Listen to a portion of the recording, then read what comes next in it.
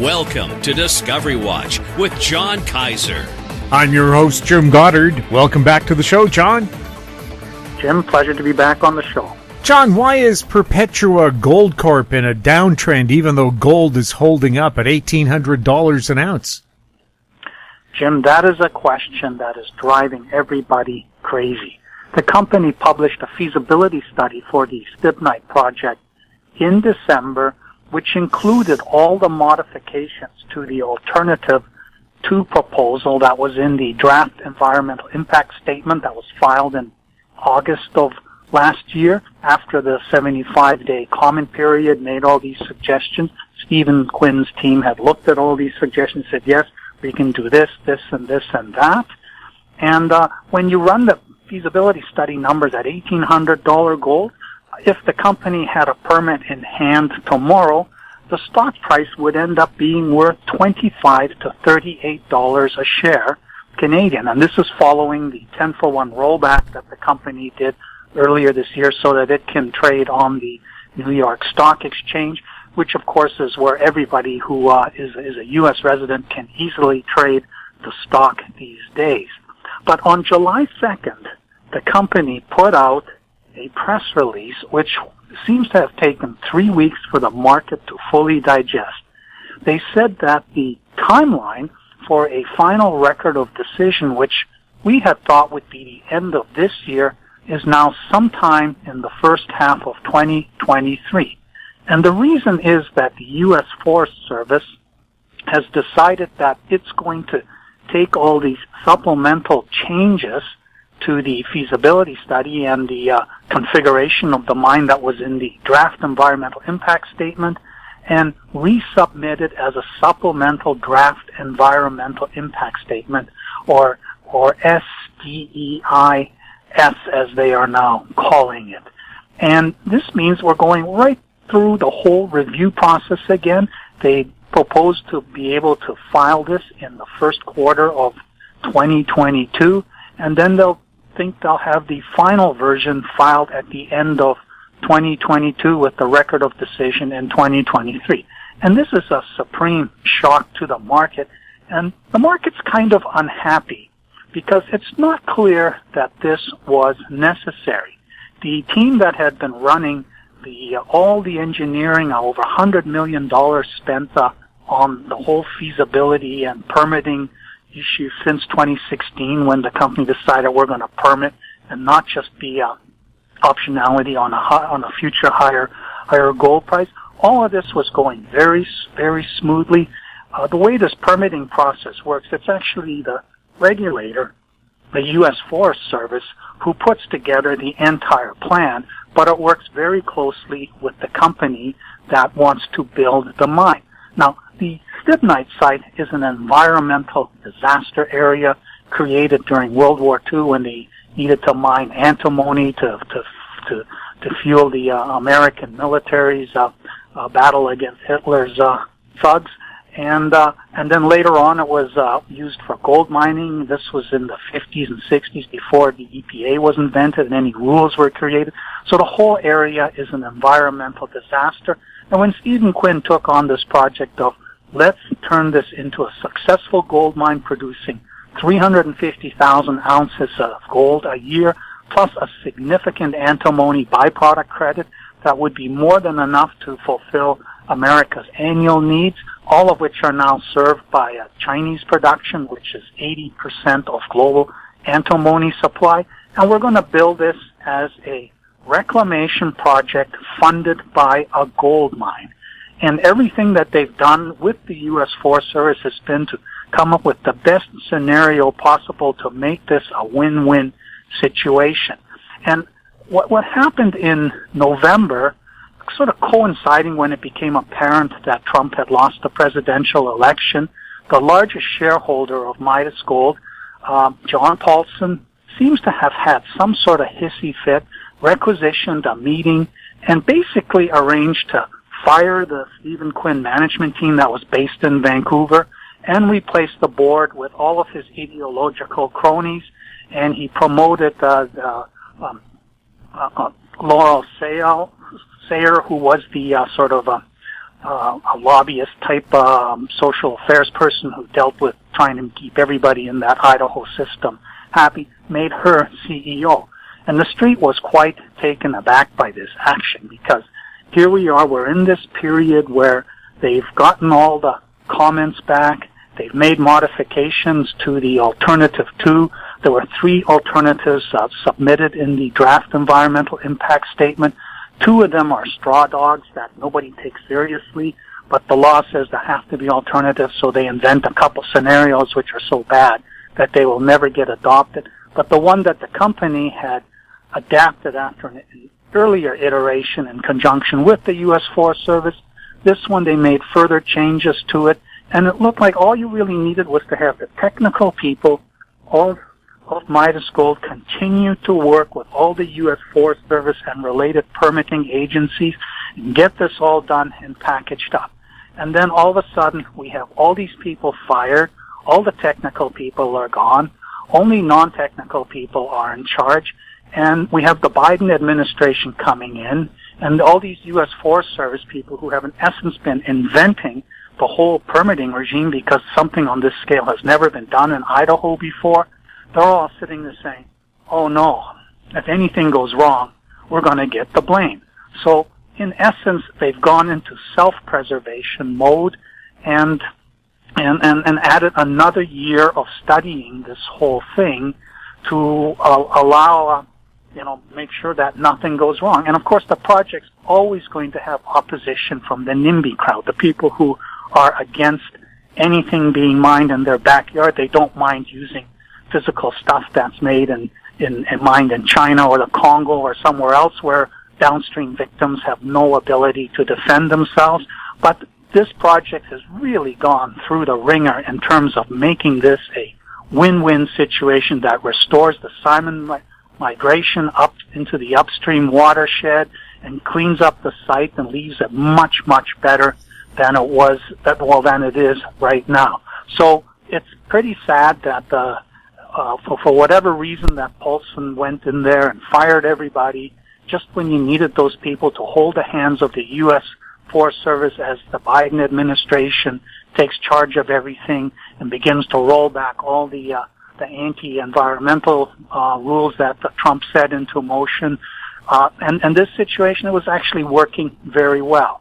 So I think what we're seeing is a kind of political blowback for Paulson's decision to fire everybody, for his prior support for Trump, and now of course paying the price.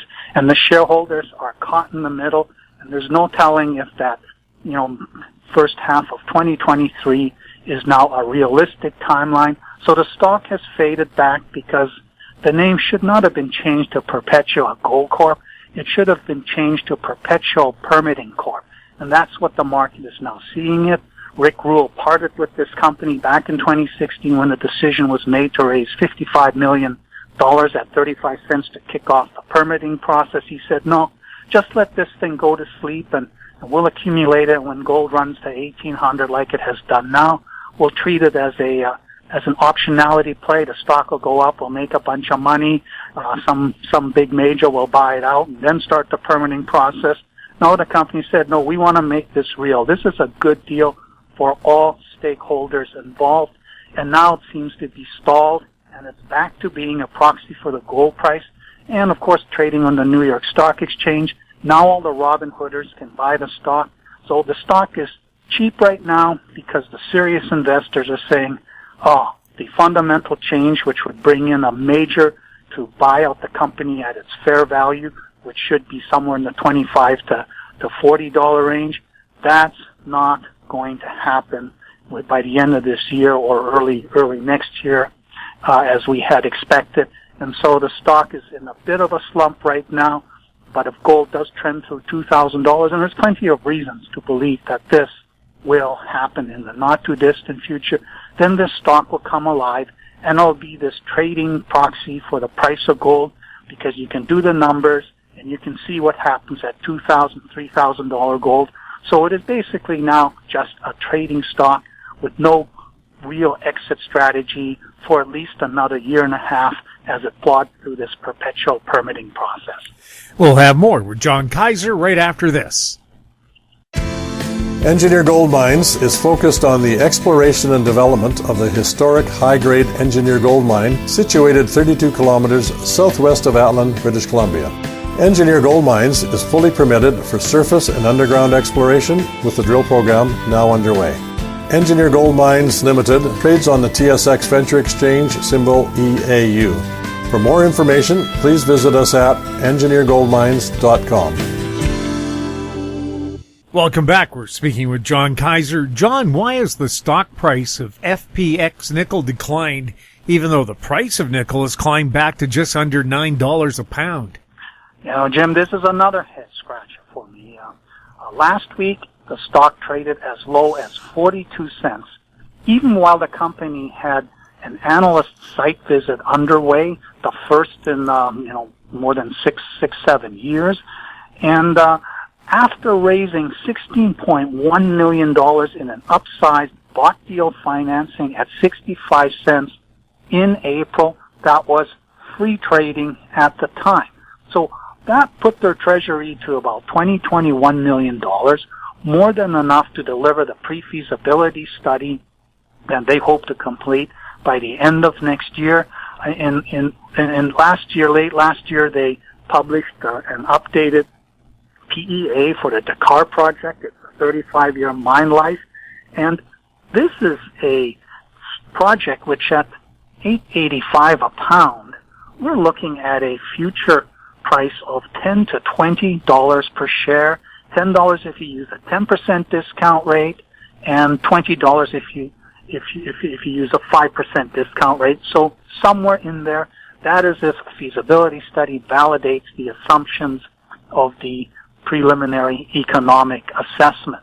So the base case price was $7.75. Yeah, it was not surprising that the stock fell back in March after China did a smackdown on the nickel price, which had run to $8.94 a pound amidst all the electric vehicle battery craze that was happening at the time. Nickel managed to slump as low as $7.25, but it has since climbed back, and it's back to sort of that $8.85, $8.90 level, looking to break through $9 a pound. And nobody's really taking $9, $10 price in the absence of any inflation as a real long-term price for nickel. So, $7.75, $8, that's the sort of long-term price that's solid. And that's the number that underpins this preliminary economic assessment. So why has the stock slid down? Well, the problem with the PEA is that it's based on bench scale flow sheet. And the flow sheet for this very low-grade nickel deposit is everything. And the institutions that came on board with that financing in April, that was not really sort of the mainstream institutions. That was more sort of risk takers, and they may have been attracted by the whole momentum game, similar to the retail investors who helped drive the stock up to the 95 cent range in late February while nickel was peaking. And these institutions seem to have gotten cold feet, and the serious institutions that are on the sidelines, they said, okay, you started a metallurgical study on a larger scale earlier this year. We want to see the results. We want to see those recoveries and the associated costs that you used in the PEA validated. And this study was supposed to come at the end of August, but Martin Turen, the CEO, has suggested to me, no, it's going to be late September or in October before we have that out. And that's really the primary milestone that the market is awaiting, or at least the institutional audience is waiting for, to take this project seriously. As far as retail is concerned, retail historically does not play the numbers game. It plays a momentum game. It understands it best when we're dealing with a discovery play. And the company did start drilling the Van target in early July. When they had the analysts on site last week, they pointed out the drill, but they did not let the analysts walk the core. And you would have to see the core already cut and nice and smooth so you can look at it with your hand lens and see what sort of coarseness and density of awaroite grains are present.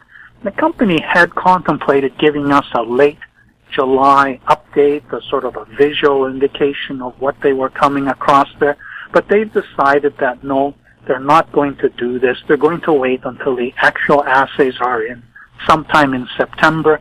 So in terms of whether or not Van is something similar or better than the Baptiste deposit, which is the basis for the PEA, we won't know until September. Now, normally when a company does that, it means that the visuals aren't particularly encouraging. However, when I pressed the company, they continue to be quite enthusiastic about the Van drilling process.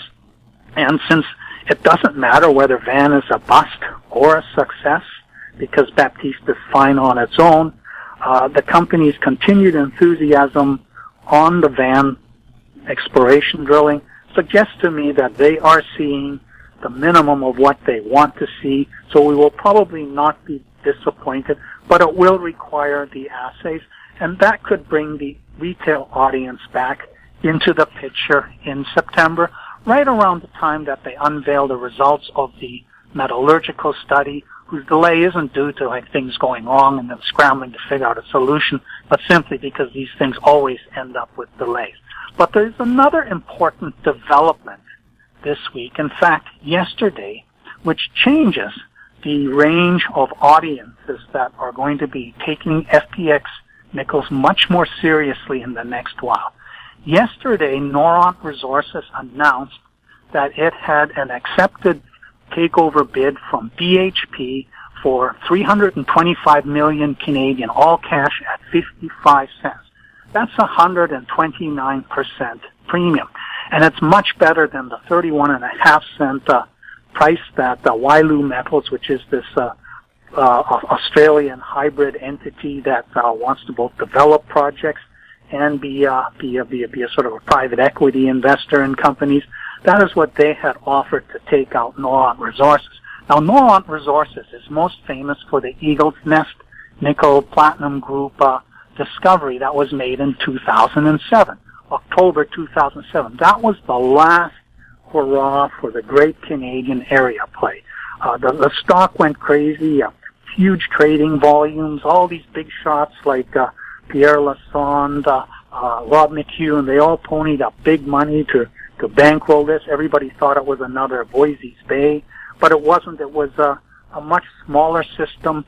They eventually did all the economic studies, and it's got about 11 years of mine life. With nickel as the primary metal. And so you ask yourself, okay, why is BHP, which is one of the giant mining companies, acquiring this project in the Ring of Fire region of northern Ontario with only like 11 years of mine life in place for an underground mine? And nickel is not an area that BHP has much exposure to. It has something called Nickel West in Western Australia, but that's pretty much it. So them acquiring this project is a signal that they are interested in more nickel, but this area, it has its permitting issues, it has its First Nations issues, it's remote, it's an infrastructurally challenged, and it does have an awful lot of exploration potential. And the thinking is they're acquiring this exposure to an existing deposit in an area that has lots of untapped exploration potential, and they're playing the long game on that. However, I think they're also very much interested in the chromium resource, and the Thor chromite deposit was discovered by Free West in the early days of the Ring of Fire exploration play when it was called the McFowles Lake Project. And in 2010, Cliffs bought out Free West to acquire the Thor Lake Project. And it was a fairly substantial chromium deposit. Most of the chromium the chromite is mined in South Africa, and Kazakhstan and Turkey. And most South Africa processes some of its chromite into ferrochromium, which is the primary form feedstock for making stainless steel. But most of it, chromite, gets shipped to China where it is converted into ferrochromium, and China supplies the rest of the world.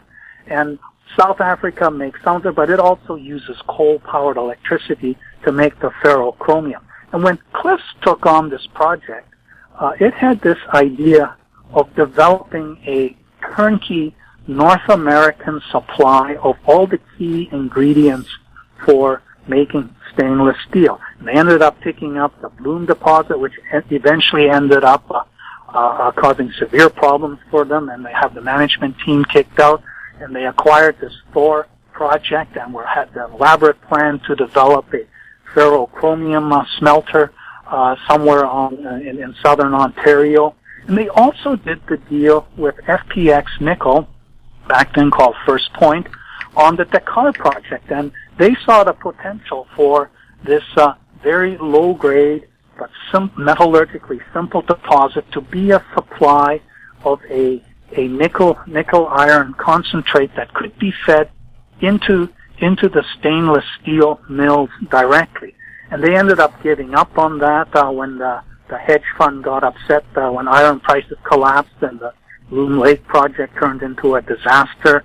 And they took it over, and they eventually sold the Dakar project back to FPX Nickel, which has completely changed the flow sheet and nursed this whole project to its current stage, where it is a world-class resource that's even potentially carbon neutral.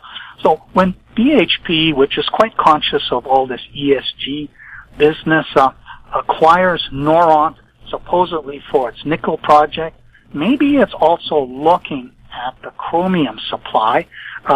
Noront itself had done studies and settled on Sault Ste. Marie as the best location for a ferrochrome smelter and done all the groundwork for it.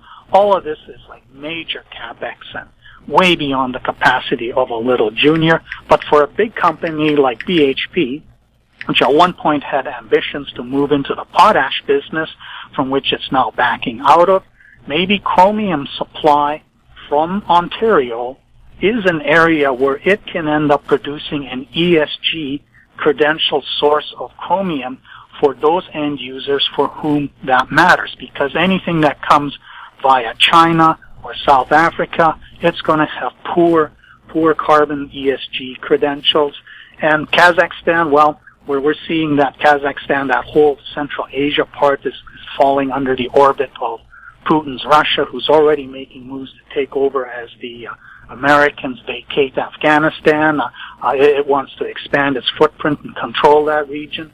So maybe instead of the nickel, BHP is after the chromium assets, and Noront, which acquired the Thor deposit a number of years ago, also has the Big Daddy and the Blackbird deposits, which it found on its own property. So it has a world-class collection of chromite assets within that property.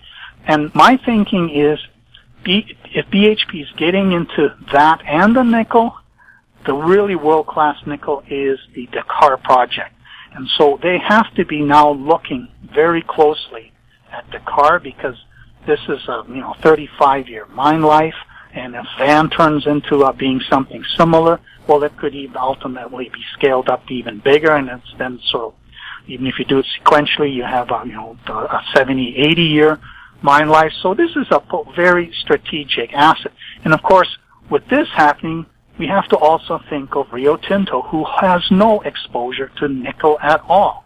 And it's also could move into the nickel business by taking over the FPX nickel project and developing Dakar. So I think this upcoming milestone of larger scale metallurgical studies on the flow sheet that FPX nickel has developed for Dakar, this will change everything if it supports the assumptions that were developed from the bench scale studies that went into the PEA. So I think we have maybe a couple months of the stock being a fantastic buy as it sort of just floats around here at these levels. But come the end of September, early October, when we have that MET study on the table, it's going to be an entirely different story. We'll have more with John Kaiser right after this. Media recognition from Bloomberg, Reuters, recycling trade publications. Patented process for 100% recovery of critical metals, including cobalt, lithium, nickel, manganese, aluminum. American Manganese is focused on recycling lithium-ion batteries for electric vehicles. American Manganese trades on the TSX Venture, AMY, the US, AMYZF, and Frankfurt 2AM. For more information, visit AmericanManganeseInc.com or phone me, Larry Ray, at 778-574-4444. Welcome back. We're speaking with John Kaiser. John, has Endurance Gold resumed drilling at its Reliance project? Well, Jim, I last talked about Endurance Gold in early June when they had just wrapped up their second RC drilling program on the Reliance project. And this is this corridor, 450 meters wide, that runs about 3 to 4 kilometers all the way to Carpenter Lake in the north. And it's in about 100 kilometers or so northwest of Vancouver in southwestern British Columbia. It's not that far from the Braylon project that Talisker Resources has taken over. And the hopes were that they would be drilling by early July, but the company decided that it wanted to do some IP surveys over the property and a LiDAR survey and combine it all and apply for a permit that would allow them, once they get drilling, to keep drilling until they delineated a major new discovery. And we've since gotten all the RC drilling results, and they continue to show that, yes, this is a medium to high-grade gold system. It's a series of southwest dipping horizons. The original focus, the Imperial, that was drilled back in the 80s by Charlie Boitard, that's a little bit more steeply dipping. But when you go to the southeast up the mountain where the Eagle Zone was discovered last year, and then the Eagle South, things get really interesting there. And the work that they've done with doing biogenic sampling, where they sample measure the arsenic content of the Douglas fir branches that have sucked up arsenic, that's highlighted the whole corridor as, arsenic elevated, and they've already established that arsenic correlates with gold when it's present within this mineralization. So they have a system in place where when they drill a hole, they can use an XRF unit to measure the arsenic content, and that's only approximately. You still ultimately need the geochemical assays to know for sure, but so far their XRF readings have been very close to the geochemical assays. And so we have a situation here where, even though assays take 8 to 12 weeks for turnaround, you can still get a sense of to what extent they have encountered zones that are likely to be gold mineralized based on the presence of the arsenic content.